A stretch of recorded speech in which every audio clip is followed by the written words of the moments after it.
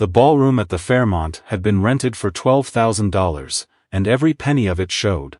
There were ivory roses flown in from Ecuador, arranged in tall glass vases along the center tables. A string quartet played near the windows that overlooked the harbor. The cake, 5 tiers, hand-painted fondant, edible gold leaf, sat on its own dedicated table under a soft spotlight, as though it were a sculpture in a gallery. 60 guests in cocktail dresses and blazers moved through the room with champagne flutes, laughing at things that weren't that funny, shaking hands with people they half recognized. And in the middle of all of it, a 9-year-old girl named Lily sat alone in her wheelchair beside that cake, staring at the candles that hadn't been lit yet. Her hands were folded in her lap. Her dress was white with small yellow flowers. Her hair had been curled and pinned up with a clip shaped like a butterfly. Someone had clearly spent a long time making her look perfect for tonight. But no one had stayed.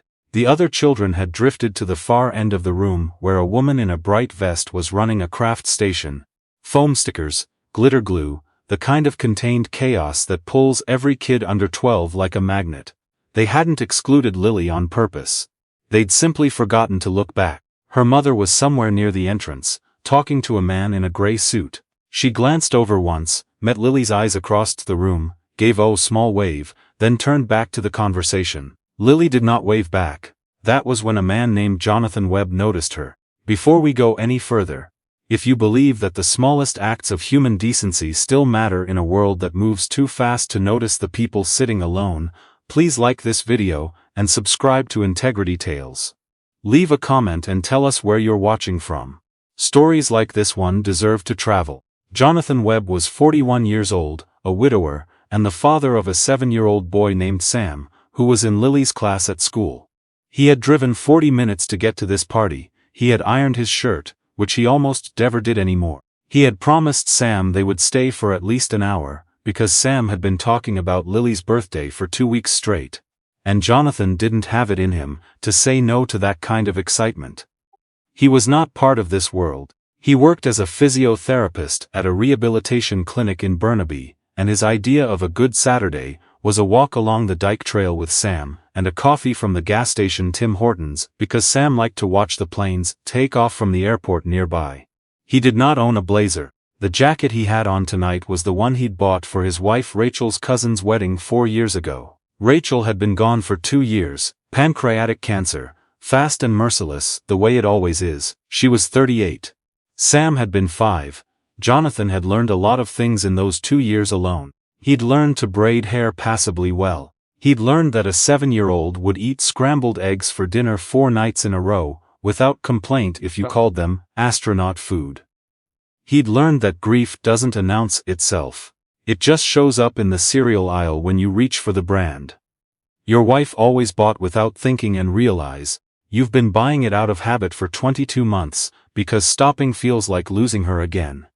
He'd also learned, through the work he did every day, how to read the body language of someone who has gone quiet in a room full of noise. He saw it in patients all the time. The way a person's shoulders come in, when they've decided no one is coming. The way the eyes stop scanning and just settle somewhere neutral. The way stillness stops being peaceful and becomes something else entirely. He saw it in Lily from across the room. "Hey bud," he said, crouching down to Sam's level. "See that girl by the cake?" Sam looked. "That's Lily. It's her birthday, I know, she's sitting by herself." Sam considered this seriously, the way 7-year-olds do when adults treat them like the information matters. Then he looked up at his dad. "Should we go sit with her?" Jonathan smiled. "Yeah, I think we should."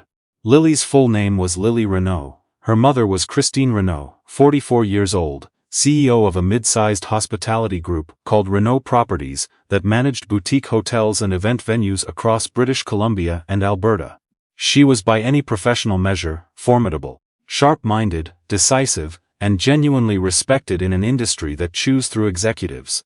She had built the company from a single struggling inn in Kelowna that her parents had left her when they passed, and she had expanded it into a 12-property portfolio over 14 years, through a combination of instinct, stubbornness, and an almost pathological capacity for work. She was also a woman who loved her daughter completely, and had somehow still managed to throw a birthday party that made her daughter feel invisible. The accident had happened 22 months ago, a Tuesday evening in February. Christine had been driving home from a site visit in Squamish, later than she'd planned, rain hammering the highway, when a pickup truck ran a red light at the intersection, just 3 blocks from their house. The impact had been on the passenger side. Lily, who had been in the back seat behind the passenger, had been struck with enough force to damage her spinal cord at the thoracic level. She had not walked since. Christine had walked away with a cracked rib and a gash above her eyebrow that left a faint scar. She still sometimes touched without noticing. The guilt of that asymmetry had never fully left her. She suspected it never would. What the guilt had done, in the way guilt often does when it has nowhere clean to go, was transform itself into something that looked like love, but functioned like control. The best specialists, the most advanced adaptive equipment, the finest rehabilitation programs, fit tutoring so Lily wouldn't fall behind her peers. A new accessible home renovation that cost more than most people's mortgages. Every logistical problem solved immediately, every physical need anticipated, every material comfort provided, and tonight, a birthday party at the Fairmont that Christine had spent 6 weeks planning and $8,000 executing, because she needed Lily's 9th birthday to be, in some visible and documentable way, extraordinary. What she had not fully thought through was that Lily was 9 years old and did not care about Ecuador roses or edible gold leaf. What Lily had wanted, when Christine had asked her 3 weeks ago, was a sleepover with her 3 best friends, a movie, and homemade pizza. Christine had heard this, smiled, and said, "We can do something even better," and Lily had gone quiet in the way she sometimes did now. A quietness that was not contentment. Christine had not noticed the quietness. She had been on a call. The guest list for tonight included 12 of Christine's business associates, several members of her board, 2 investors she had been cultivating for a new property acquisition, and a magazine journalist who was profiling her for a feature on women in Canadian hospitality. The children's guests were an afterthought. 6 kids from Lily's class invited because Christine's assistant had suggested it would look more like a birthday party if there were children present. None of this was malicious. That is the important thing to understand. Christine Renaud was not a cruel woman. She was a woman who had learned to solve problems by making them bigger and more expensive, and who had forgotten, or perhaps never quite learned, that some things cannot be solved that way. She had looked over at Lily twice in the last 40 minutes. Both times, her daughter had appeared to be fine. She had not looked closely enough to see that fine and okay are not the same thing, and that, a 9-year-old sitting absolutely still, beside an uncut birthday cake, in a room full of adults talking about hotel acquisitions is not fine in any real sense of the word. Jonathan and Sam reached Lily's table at 7:20. "Hi," Sam said, with the guileless confidence of a child who has not yet learned that strangers are complicated. "I'm Sam, this is my dad, can we sit here?" Lily looked up.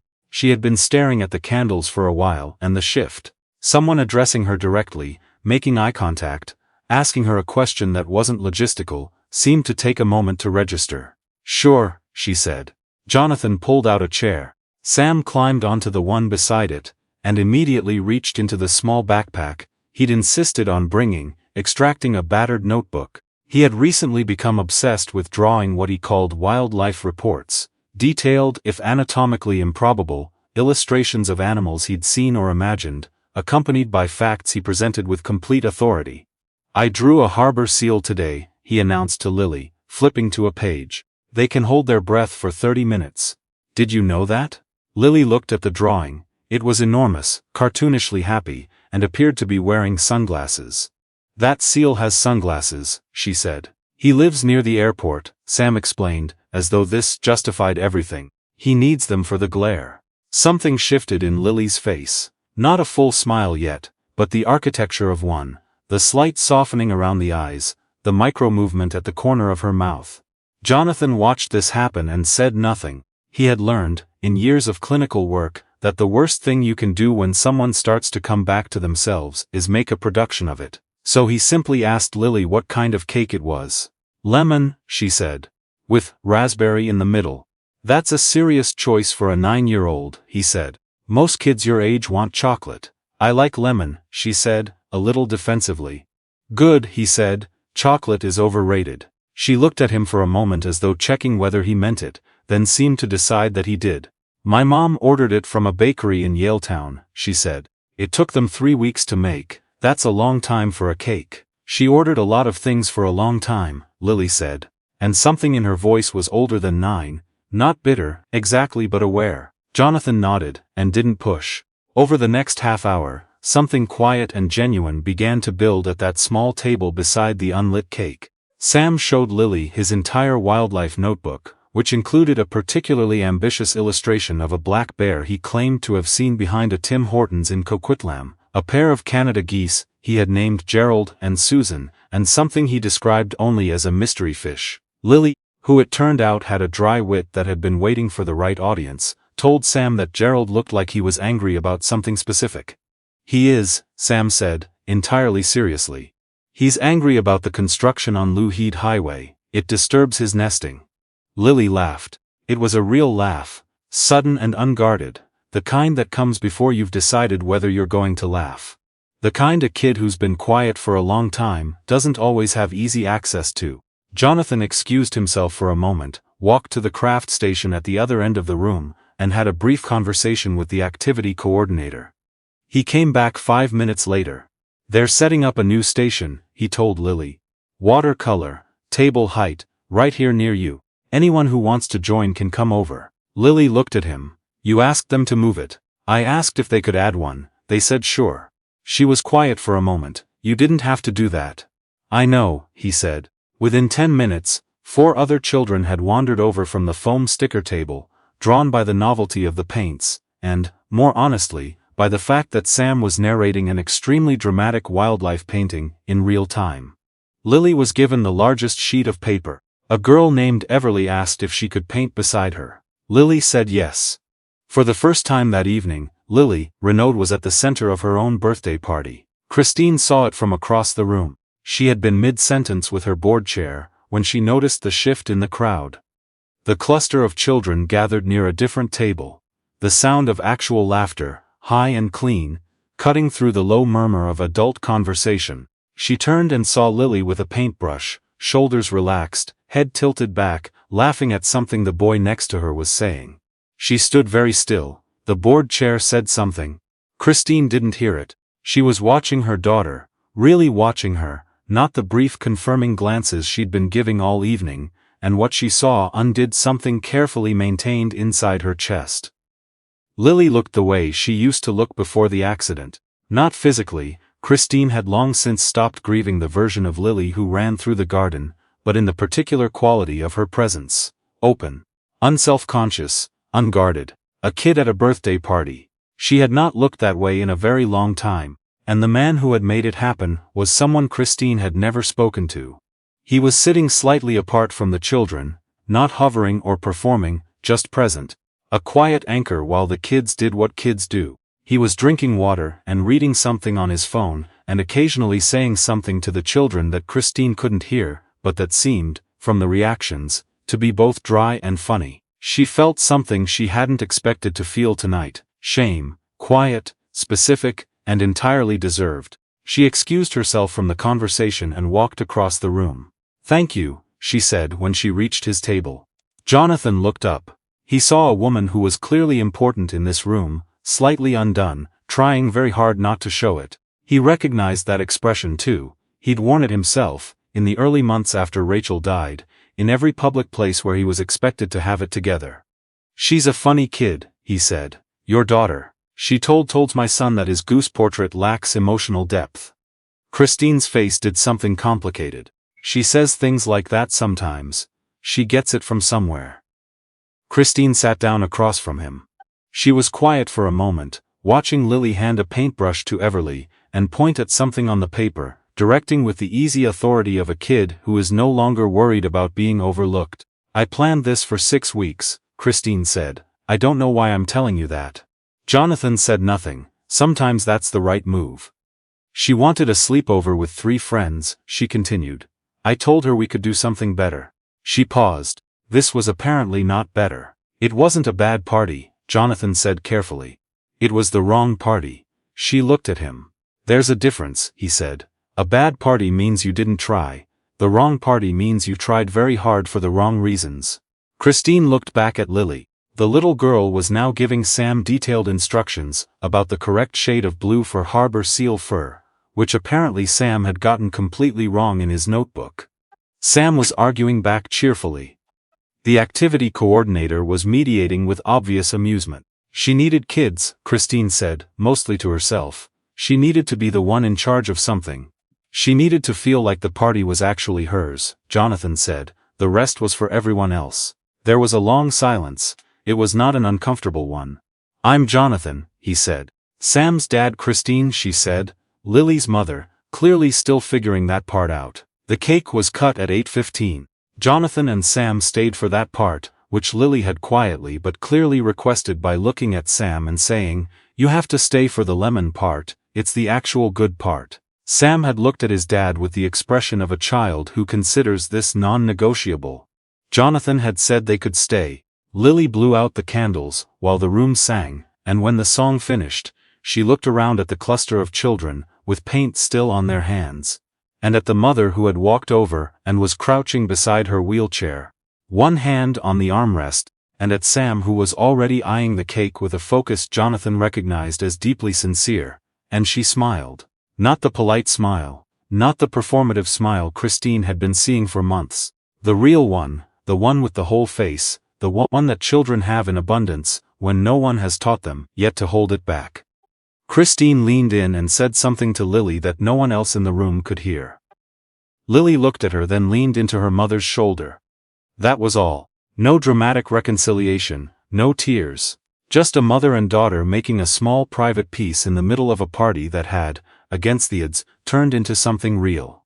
Jonathan looked away. Some moments aren't meant to be witnessed. He was helping Sam with his jacket near the coat check when Christine caught up with them. "Can I ask you something?" she said. "Sure, how did you know?" That she needed, she gestured vaguely. "How did you see it?" Jonathan thought about this honestly. "I've spent a long time working with people who've had to rebuild themselves after something hard," he said. "You learn to recognize when someone's gone quiet because they've given up on the room." Christine was silent. She hadn't given up, he added. She was just waiting for someone to notice she was still there. Christine nodded slowly. She looked like she was filing this away somewhere permanent. "I lost my wife 2 years ago," Jonathan said, not sure exactly why he was saying it, except that it felt relevant in the way personal things sometimes do. "And for a while I was so focused on making sure Sam had everything he needed that I kept missing what he actually needed, which was usually just me. Present. Not solving anything." Christine looked at him for a moment. "I'm sorry about your wife, thank you, and I'm sorry," she said, "that I've apparently been doing that exact thing." "You noticed tonight?" he said. "That's not nothing. What happened after is not a fairy tale, which is precisely what makes it worth telling." Christine did not wake up the next morning transformed. Change is rarely that clean. But she did cancel a Monday morning board call that she had, without thinking much about it, scheduled during Lily's physiotherapy appointment. An appointment Christine had not attended in 3 months.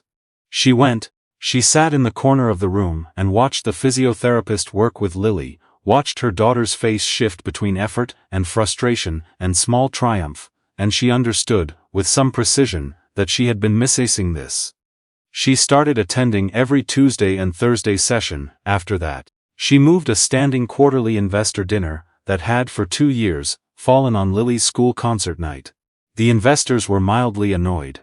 Christine decided she could live with mildly annoyed investors.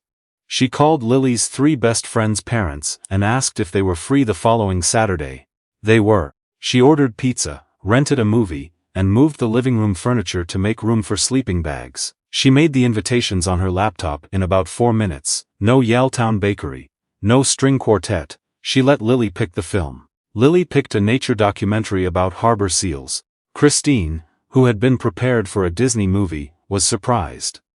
Lily shrugged and said she'd heard they could hold their breath for 30 minutes. Jonathan and Sam became fixtures in their lives, in the way that good things sometimes become fixtures, gradually, unforced, until you can't entirely remember what the arrangement was before. They started meeting at Trout Lake on Saturday mornings, Sam and Lily feeding the ducks, while Jonathan and Christine drank coffee, and talked with the ease of people who'd skipped past the usual introductory stages straight into something more honest.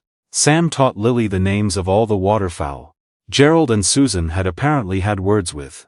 Lily taught Sam how to tell when a painting was compositionally balanced, which she'd learned from a YouTube video and took extremely seriously. Jonathan did not fall in love with Christine quickly or cinematically. What happened was quieter than that, a slow recognition, spread over many Saturdays, that here was a person who was trying hard and failing in the right directions, who was learning to be present in the way he had learned to be present, who laughed at dry things, who had started to let herself be caught in the act of not having it figured out. He did not say anything about it for a long time. He wasn't sure he needed to. Some things don't require announcement. Lily's 10th birthday was a Saturday in March. Trout Lake, cloudy but not raining, which by Vancouver standards counts as a gift. Sam had made her a wildlife notebook of her own, filled with illustrations he'd been working on for 2 months. Every animal she'd mentioned liking, rendered in his distinctive style, each one with a pair of sunglasses and a brief personality description. Gerald the Canada goose was listed as professional, tense, dealing with a lot. A harbor seal appeared twice, both times looking inexplicably pleased about something. Lily went through it slowly, reading every page. When she finished, she looked at Sam and said it was the best present she'd ever received. Sam accepted this with dignity. They ate sandwiches on a picnic blanket by the water. Christine had made them, which was notable because she had mentioned more than once that she considered herself an indifferent sandwich maker. They were, in fact, excellent sandwiches. She seemed surprised by this.